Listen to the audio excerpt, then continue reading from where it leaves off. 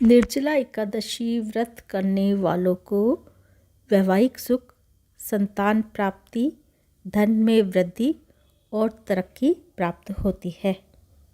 नमस्कार साथियों, आज हम निर्जला एकादशी 2023 की बात करते हैं। साल की 24 एकादशी में निर्जला एकादशी का व्रत सबसे महत्वपूर्ण माना जाता है।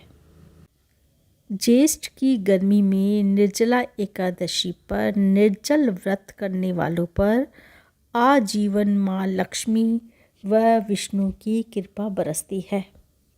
ये व्रत एकादशी को सूर्योदय से शुरू होकर अगले दिन द्वादशी के सूर्योदय पर समाप्त होता है। 24 घंटे बिना खाए व पानी पिए इस व्रत का पालन करना पड़ता है। निर्जला एकादशी का व्रत कब रखना है? पंचांग के अनुसार ज्येष्ठ माह के शुक्ल पक्ष की एकादशी की शुरुआत 30 मई 2023 को दोपहर 1:07 से होगी। ये तिथि अगले दिन 31 मई 2023 दिन बुधवार को 1:45 पर समाप्त होगी। हिंदू धर्म में एकादशी का व्रत उदय तिथि के अनुसार मान्य होता है, इसलिए निर्जला एकादशी का व्रत 31 मई 2023 को रखा जाएगा। वह निर्जला एकादशी व्रत का पारण का मुहूर्त गुरुवार 1 जून को सुबह 5:24 से 8:10 तक रहेगा।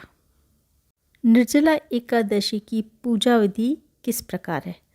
निर्जला एकादशी करने वालों को दशमी की रात को ही सात्विक भोजन करना चाहिए और अगले दिन यानी 31 मई 2023 को एकादशी पर सूर्योदय से पूर्व स्नान के बाद में निर्जल व्रत का संकल्प लेना घर के मंदिर में विष्णु जी का केसर व गंगा जल से मिश्रित करके अभिषेक करना चाहिए। पीले वस्त्र, पीले फूल, पीली मिठाई चढ़ानी चाहिए। वह 108 बार किसी भी विष्णु मंत्र का जाप करना चाहिए। वह शाम को पुनः भगवान विष्णु जी की पूजा करनी चाहिए और रात को भजन कीर्तन करते हुए जमीन पर विश्राम करना चाहिए। रात्रि में जागरण कर विष्णु जी का स्मरण करें। अगले दिन यानी द्वादशी 1 जून को शुभ मुहूर्त में पूजा व दान पुण्य करने के बाद प्रसाद खाकर व्रत का पारण करना चाहिए। निर्जला एकादशी पर कुछ बातों का ध्यान रखना चाहिए। इस दिन तुलसी जी में जल अर्पित नहीं करना चाहिए, इससे पाप के भागी बनते हैं, क्योंकि इस दिन तुलसी भी एकादशी का निर्जल व्रत करती हैं। साथ ही विष्णु जी को अक्षत या चावल अर्पित नहीं करने चाहिए। निर्जला एकादशी के व्रत को सबसे कठिन व पुण्य फलदायी बताया गया है। इस व्रत में जल का त्याग करना पड़ता है। इस दिन बिना कुछ खाए पिए व्रत रखने से सभी पापों से मुक्ति मिल जाती है। मान्यता ये है कि इस एकादशी को व्रत करने से साल भर की एकादशियों के बराबर का फल प्राप्त होता है और इस एकादशी को भीमसेनी एकादशी भी कहते हैं।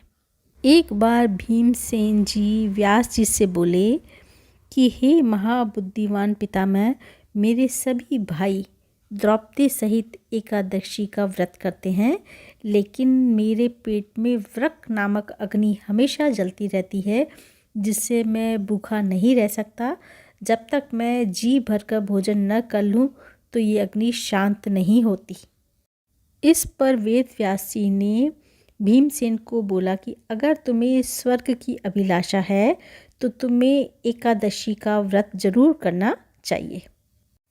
व्यास जी ने भीमसेन को बोला कि पूरे साल की एकादशी का अगर फल चाहते हो तो एक एकादशी, निर्जला एकादशी का व्रत जरूर करें। वेद व्यास जी ने बताया, जो व्यक्ति निर्जला एकादशी व्रत का नियम पूर्वक पालन करता है वह करोड़ों स्वर्ण मुद्रा दान करने का पुण्य प्राप्त कर लेता है। निर्जला एकादशी के दिन किए गए जप तप दान का पुण्य अक्षय होता है, यानी अनेक जन्मों तक इसका लाभ प्राप्त होता है। पद्म पुराण के अनुसार जो व्यक्ति एकादशी का व्रत करते हैं उनके मृत्यु के समय यम के दूत नहीं आते, बल्कि भगवान विष्णु के दूत आते हैं जो पीताम्बर धारण किए होते हैं। वह विमान में बिठाकर उन्हें अपने साथ ले जाते हैं। पद्म पुराण के अनुसार निर्जला एकादशी व्रत की कथा को कहने व सुनने से भी ग्रहण के दौरान किए गए दान के बराबर पुण्य प्राप्त होता है। आप सबको निर्जला एकादशी व्रत की बहुत बहुत शुभकामनाएं। थैंक यू, धन्यवाद, बहुत बहुत धन्यवाद।